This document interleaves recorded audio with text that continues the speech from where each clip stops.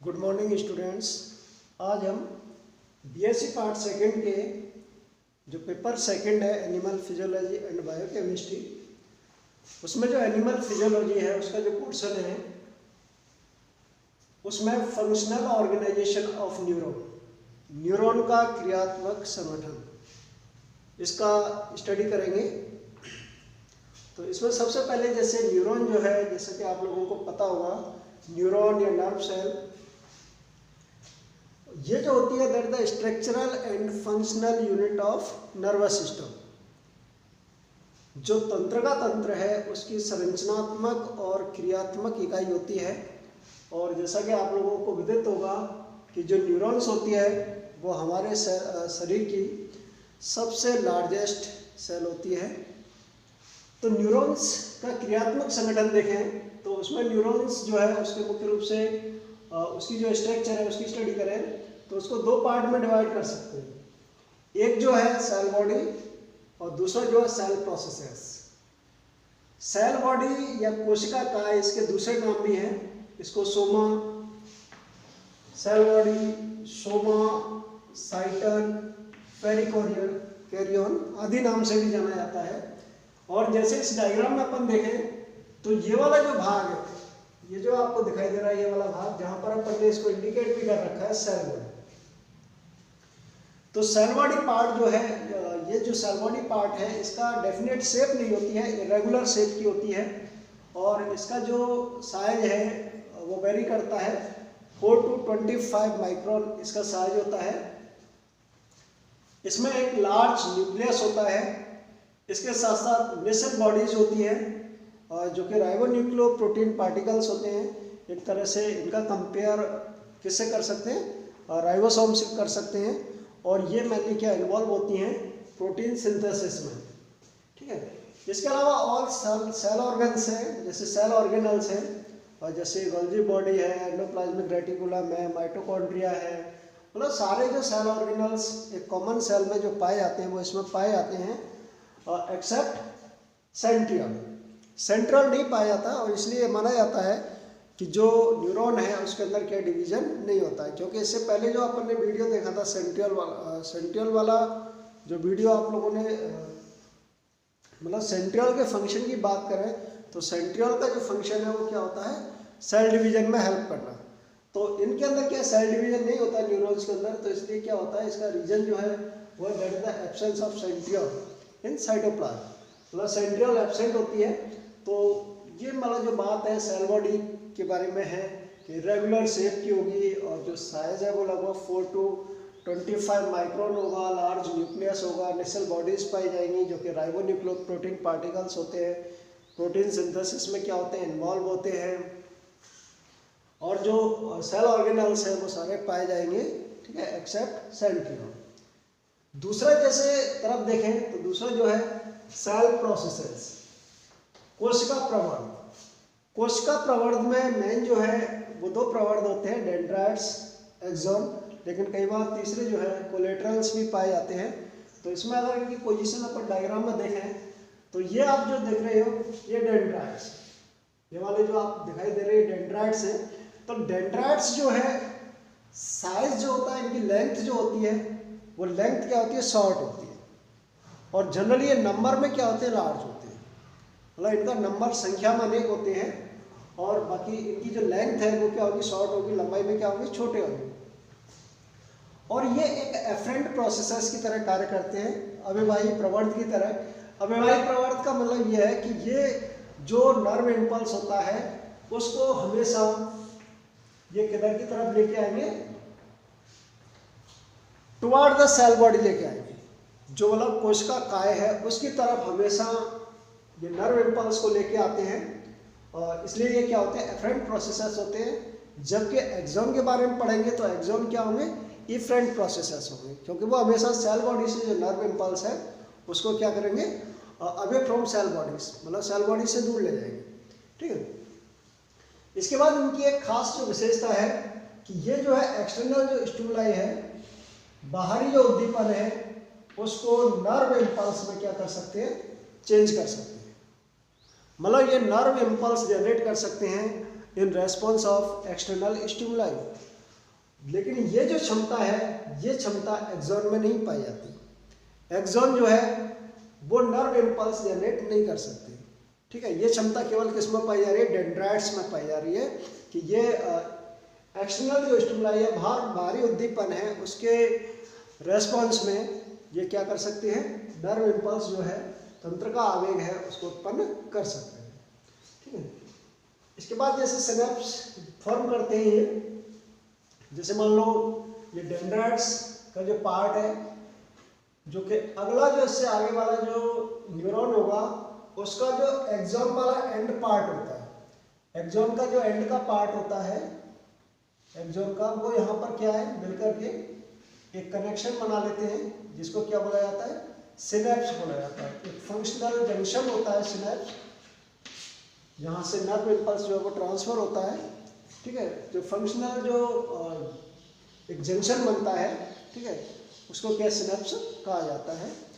तो इस प्रकार से जो है डेंड्राइट्स के बारे में अपन जो चीज़ें हैं वो जान सकते हैं कि इनका नंबर है वो ज़्यादा होता है, इनकी लंबाई होती है कम होती है, एफरेंट प्रोसेसर्स होते हैं, और ये क्या है? नर्व इम्पल्स जनरेट कर सकते हैं, ठीक है, सिनेप्स फॉर्म करते हैं। इसके बाद जो है दूसरे प्रोसेस की बात करें, नेक्स्ट प्रोसेस की, तो वो है एक्सॉन। तो एक्सॉन जो है वो कंपैरेटिवली क्या होता है? लॉन्ग होता है, ठीक है। जैसे अपन इसमें देख रहे हैं, ये वाला जो है ये पूरा क्या एक्सॉन वाला पोर्शन है, तो ये इसकी जो लेंथ है वो क्या होगी? जनरली ज़्यादा होगी, बहुत लंबे होते हैं। और लेकिन इनका जो नंबर है वो कंपैरेटिवली, एक जनरल बात करें तो इनका जो नंबर होगा वो डेंड्राइट्स के कंपैरिजन में क्या होगा? लेस होगा। इस एक्सॉन के ऊपर जो प्लाज्मा लेमा होती है उसको स्पेशली क्या कहा जाता है? एक्सोलेमा कहा जाता है, ठीक है प्लाज्मा लेमा ही है, प्लाज्मा मेम्ब्रेन है, लेकिन यहाँ पर इसका जो नाम है वो क्या दे दिया? एक्सोलेमा नाम दे दिया है। इसी प्रकार से इसके अंदर जो साइटोप्लाज्म भरा रहेगा उस साइटोप्लाज्म को भी क्या कहा जाएगा? एक्सोप्लाज्म कहा जाएगा। ये इंडिकेट करता है कि एक्चुअल में ये जो साइटोप्लाज्म है वो किसका है? एक्सॉन का है, ठीक है। या फिर ये मेम्ब्रेन है वो किस पर प्रेजेंट है? एक्सॉन पर प्रेजेंट है। बाकी जो चीज़ें हैं वही माइटोकॉन्ड्रिया, गोल्जी बॉडी वगैरह होते हैं, लेकिन मेन जो डिफरेंस है इसमें कि इसके अंदर क्या है? नेसल बॉडीज नहीं पाए जाते हैं, नेसल बॉडीज इसके अंदर नहीं होंगे। अब कई बार क्या होता है कि इसमें जो न्यूरॉन्स होती हैं उसमें दो प्रकार की न्यूरॉन्स होती हैं, एक मेडुलेटेड न्यूरॉन्स होती हैं और दूसरी जो होती है वो नॉन मेडुलेटेड न्यूरॉन्स होती हैं। तो जो मेडुलेटेड न्यूरॉन्स होती हैं उनके ऊपर क्या होता है कि एक वाइट ए सेलुलर कवरिंग होती है, शीथ होती है, जिसको क्या है? माइलिन शीथ या मेडुलरी शीथ कहा जाता है। तो ऐसी न्यूरॉन्स जिन पर ये मेडुलरी शीथ या माइलिन शीथ पाई जाती है उनको मेडुलेटेड न्यूरॉन्स कहा जाता है। और ये जो होती है एक्चुअल में क्या होती है? फॉस्फोलिपिड होती है, और इनका जो सीक्रेशन है वो किसके द्वारा किया जाता है? श्वान सेल्स के द्वारा किया जाता है। जैसे यहाँ पर ये डायग्राम बनाया तो ये किसका है? मेडुलेटेड न्यूरॉन का डायग्राम है, ठीक है।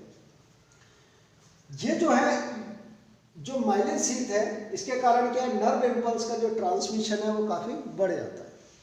इसके साथ साथ जैसे ये एक इंसुलेशन का कार्य भी करती है, इसके ऊपर इंसुलेटर की तरह कार्य करती हैं, और इस माइलिन शीथ का जो सीक्रेशन है वो यहाँ पर क्या? श्वान सेल्स होती हैं, उन श्वान सेल्स के द्वारा ये इसका सीक्रेशन किया जाता है, इसका फॉर्मेशन किया जाता है।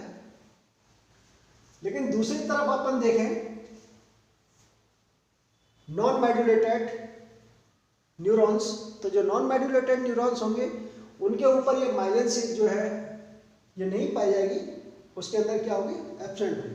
तो इसमें क्या होता है? जैसे मेडुलेटेड जो है जो न्यूरॉन्स है ये मेनली क्या? वाइट मैटर फॉर्म करते हैं। जैसे अपन जो है ब्रेन के अंदर जो मैटर की बात करते हैं तो दो प्रकार का मैटर होता है, एक ग्रे मैटर होता है, एक वाइट मैटर होता है। तो मेडुलेटेड जो न्यूरॉन्स है उनके द्वारा वाइट मैटर फॉर्म किया जाता है, जबकि नॉन मेडुलेटेड जो है उनके द्वारा ग्रे मैटर का फॉर्म किया जाएगा। तो इस प्रकार से जो है ये इनमें, इसके साथ साथ जैसे इनके बीच में क्या है? जैसे यहाँ पर आप देख रहे हो, जैसे ये मान लो ये माइलिन शीथ ये पूरी बनी हुई है और इनके बीच में क्या है? थोड़ा सा गैप है ना, इसको बोला जाता है node of Ranvier, node of Ranvier. ठीक है। और ये जो नोड ऑफ रेनबियर, जैसे ये नोड ऑफ रेनबियर हो गया, ये नोड ऑफ रेनबियर हो गया, और इसके बीच वाला जो हिस्सा होता है इसको बोला जाता है इंटरनोड। इसका क्या नाम होता है? इंटरनोड। ठीक है। तो जैसे अपन आगे जैसे कंडक्शन ऑफ नर्व इम्पल्स पढ़ेंगे तो वहाँ पर ये चीज़ें बहुत इंपॉर्टेंट है कि कंडक्शन ऑफ नर्व इम्पल्स है या ट्रांसमिशन ऑफ नर्व इम्पल्स है वो मेडुलेटेड न्यूरॉन्स में क्या है, काफ़ी फास्ट होता है। ठीक है, in comparison to non modulated neurons. ठीक है। अब इसका जो एंड पार्ट होता है वो जो है, जैसे आप इसमें देख रहे हो टर्मिनल बटन्स, या इनको जो है सिनेप्टिक नोड या सिनेप्टिक बटन्स के नाम से जाना जाता है। और इसके अंदर क्या सिनेप्टिक वेसाइकल्स होते हैं, और इस सिनेप्टिक वेसाइकल्स के अंदर क्या है, एसिटोकोलिन है वो भरा रहता है, जो कि न्यूरोट्रांसमीटर होता है, जो कि नर्व इम्पल्स का ट्रांसमिशन करने का क्या कार्य करता है। तो वो पूरा एक प्रोसीजर है पूरा, किस प्रकार से नर्व इम्पल्स का ट्रांसमिशन होता है। तो वो जो है अपने अगले नेक्स्ट जो वीडियो देखेंगे वहाँ पर देखेंगे कि नर्व इम्पल्स का ट्रांसमिशन कैसे होता है। यहाँ पर केवल इतना समझना आवश्यक है कि जो मतलब एंड पार्ट होगा इसका एक्सोन का, वहाँ पर क्या होते हैं सिनेप्टिक जो सिनेप्टिक नोब होती हैं, सिनेप्टिक बटन्स होती हैं, उसमें सिनेप्टिक वेसाइकल्स होते हैं, और उन सिनेप्टिक वेसाइकल्स के अंदर एसिटाइलकोलिन नामक न्यूरोट्रांसमीटर है वो भरे रहते हैं। ठीक है, जो कि नर्व ट्रांसमिशन में, नर्व इम्पल्स के ट्रांसमिशन में क्या करते हैं, हेल्प करते हैं। ठीक है। इसके बाद एक तीसरे प्रकार के और कोलेटरल्स प्रोसेसेस कुछ न्यूरॉन्स में हो सकते हैं, कुछ न्यूरॉन्स में पाए जाते हैं, और उसमें क्या होता है, ये स्मॉल एंड सॉफ्ट ब्रांचेज होती है किसकी, एक्सॉन की। जैसे एक्सॉन जो है यहीं से कुछ इस प्रकार की सॉफ्ट कुछ ब्रांचेज निकल सकती है इस प्रकार की, जिनको किस नाम से जानेंगे कोलेटरल के नाम से, कोलेटरल्स। ठीक है। तो जनरली ये कुछ ही न्यूरॉन्स में क्या पाए जाते हैं। ठीक है। और तो ये जनरली जो दो पार्ट हो गए, एक तो सेल बॉडी हो गया, एक सेल प्रोसेसेस हो गया। सेल बॉडी के अंदर मेन जो अपन ने ये देख लिया इसका कि क्या क्या चीज़ें होती हैं। इसमें एक चीज़ और होती है कि जो इसकी जो प्लाज्मा मेम्ब्रेन होती है सेल बॉडी की, ये क्या है, बायो पोटेंशियल जनरेट करती है, मतलब इसमें क्षमता ज़्यादा होती है in comparison to normal sales.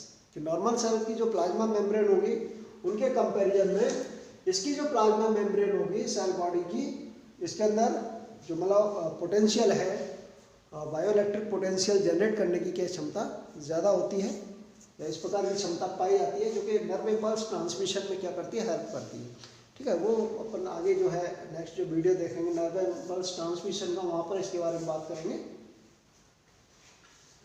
इसके बाद जैसे टाइप्स ऑफ न्यूरॉन की बात करें तो एक तो टाइप्स ऑफ न्यूरॉन आपने इसमें देख लिया कि जैसे on the basis of presence और एब्सेंस ऑफ माइलिन शीथ, कि माइलिन शीथ प्रेजेंस है या एब्सेंस है उसके आधार पर दो प्रकार की हो गई, एक तो मेडुलरी न्यूरॉन्स, दूसरी कौन सी हो गई,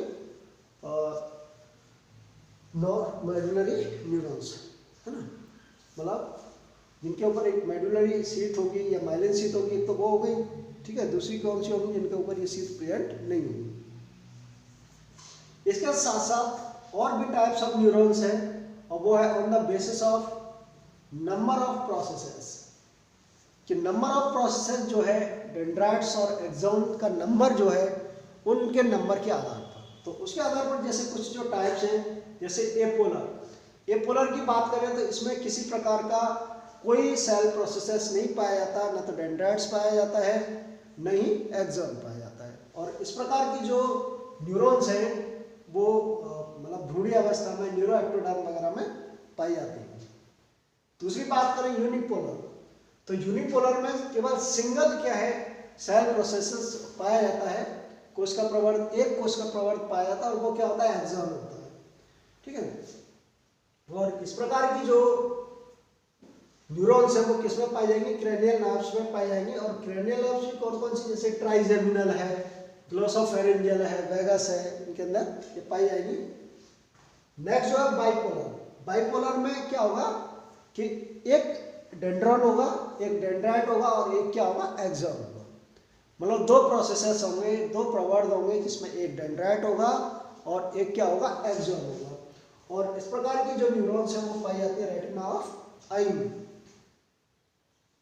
नेक्स्ट बात करें मल्टीपोलर, तो इस वाली जो न्यूरॉन्स, मल्टीपोलर जो न्यूरॉन्स है उनके अंदर क्या होता है, एक एक्सॉन होता है और मैनी डेंड्राइट्स होते हैं, मतलब कई डेंड्राइट होंगे और केवल एक क्या होगा, एक्सॉन होगा, ठीक है।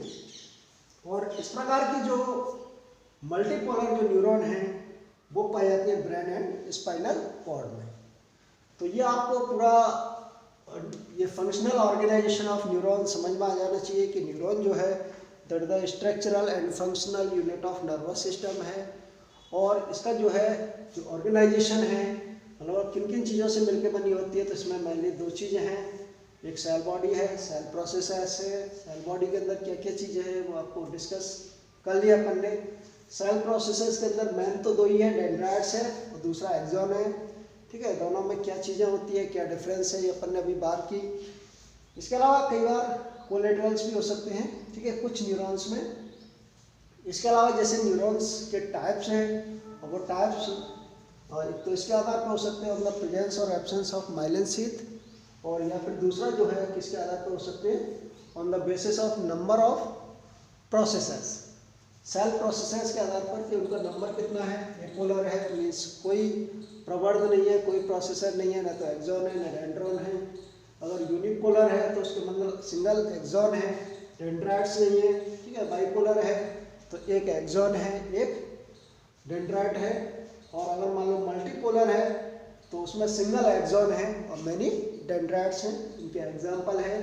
तो ये आपको समझ में आ जाना चाहिए और कंटिन्यू वीडियो देखते रहिए। इसके बाद इस चैप्टर में जो भी नेक्स्ट जो वीडियो देखना है, जैसे ट्रांसमिशन ऑफ नर्व इम्पल्स है या जो भी है, आप कंटिन्यू वीडियो देखते रहिए और इसको मेरा जो यूट्यूब चैनल है उसको सब्सक्राइब करिए। थैंक्स।